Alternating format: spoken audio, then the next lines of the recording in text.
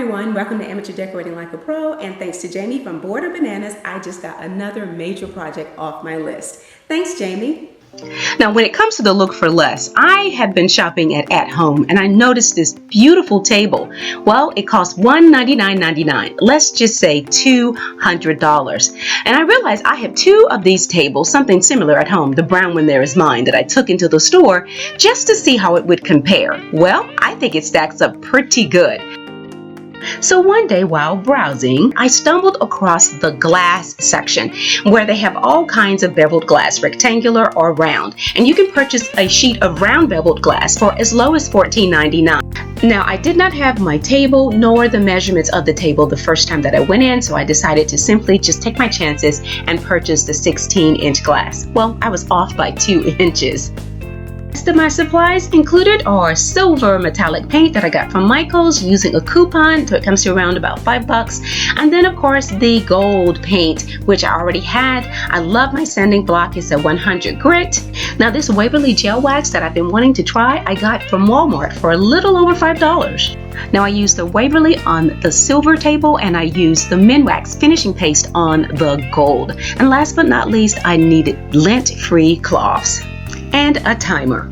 Now I purchased these two tables from a liquidation store last spring and I paid about $35 for them, and one of them had obviously been dropped because it was no longer centered. I used my drill to correct the problem and then I moved on to sanding down that heavily waxed veneer top. Now I only sanded for about 2 or 3 minutes, just enough to get the actual tables nice and scratched up. Now the silver spray paint dries in about 15 minutes and that's by Kryline, and you can handle it in about 2 hours and then you can recoat anytime. Now the Rust-Oleum gold dries in about an hour and you can apply additional coats about every 15 minutes.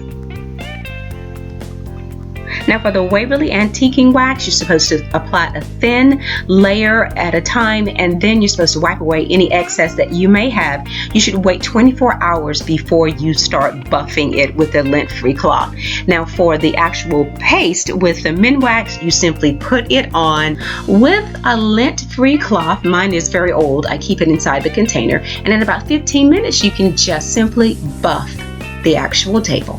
Now, I don't mind buffing small projects like this by hand, but you can buy a buffer for as little as $29.99. Now, I purchased 3 pieces of glass, the smoky, the clear, as well as the mirrored. Now, I am so excited. Pay close attention to the edge of the glass to the table. They line up perfectly.